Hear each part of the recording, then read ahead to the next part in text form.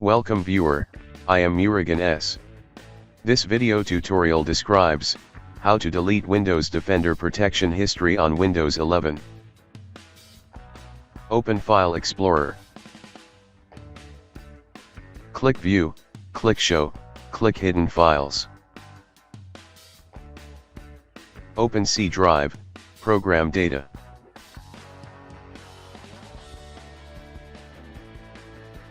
Microsoft, Windows Defender.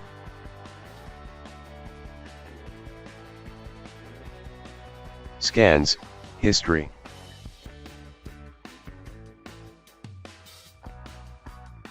Open Service. Delete all files and folder under Service Directory.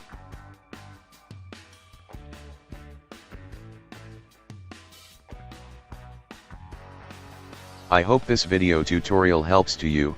Please like, share and don't forget to subscribe my channel. Thank you very much.